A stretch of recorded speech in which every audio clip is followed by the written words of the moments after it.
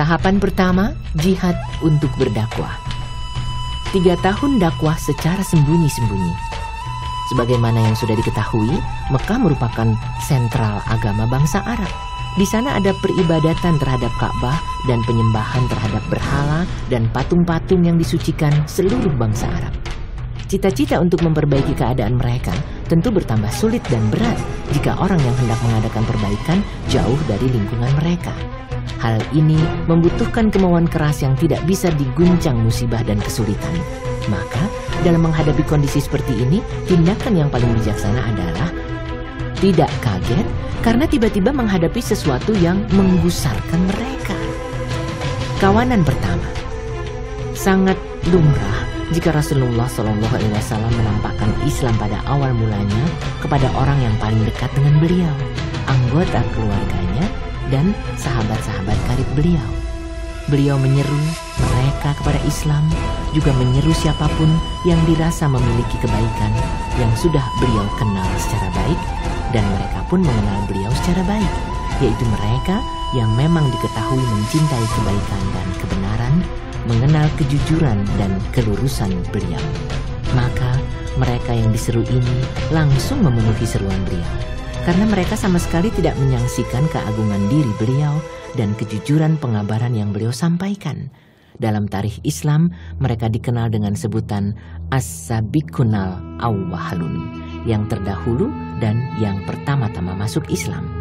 Mereka adalah istri beliau, Ummul Mukminin Khadijah binti Khuwailid, pembantu beliau Zaid bin Harithah bin Surahbil Al-Kalbi, anak paman beliau Ali bin Abu Thalib yang saat itu Ali masih anak-anak dan hidup dalam asuhan beliau dan sahabat karib beliau.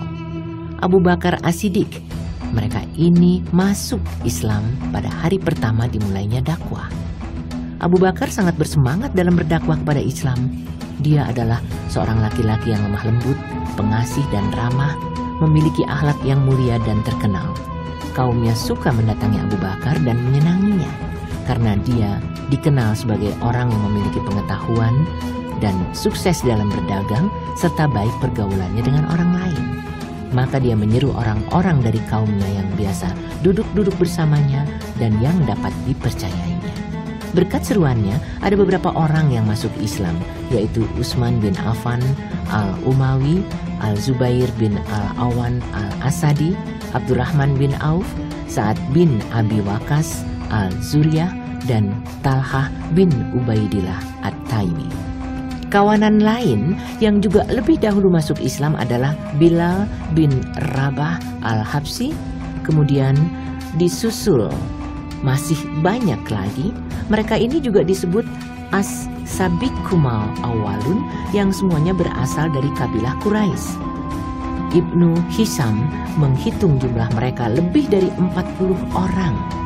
Mereka masuk Islam secara sembunyi-sembunyi. Rasulullah SAW menemui mereka dan mengajarkan agama secara kucing-kucingan, sebab dakwah saat itu dilakukan secara sembunyi-sembunyi dan perorangan. Wahyu diturunkan sedikit demi sedikit, lalu berhenti setelah turunnya awal surat Al-Mudaththir.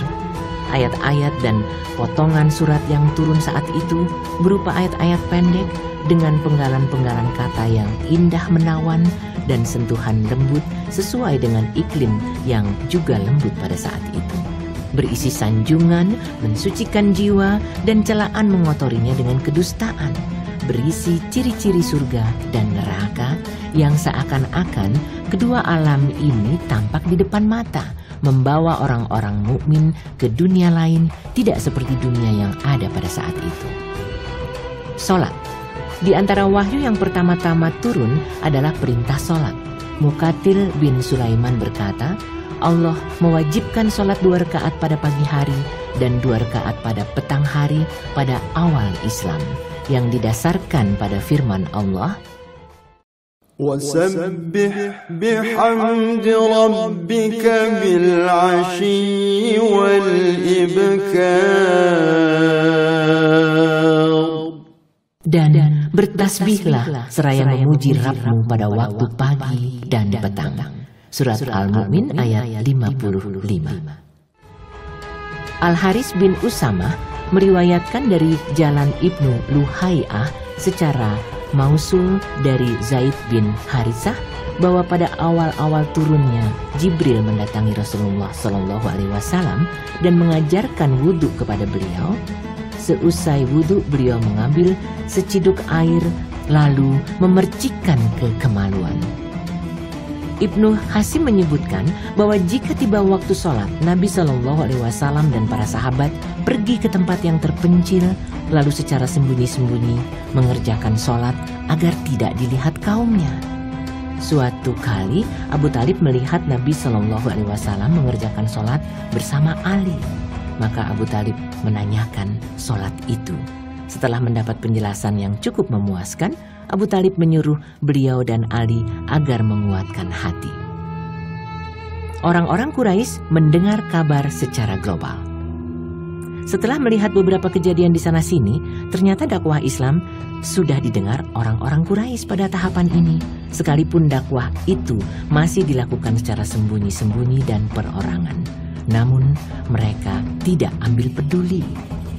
Muhammad Al-Ghazali menuturkan kabar tentang dakwah Islam ini sudah mulai menyebar di kalangan orang-orang Quraisy.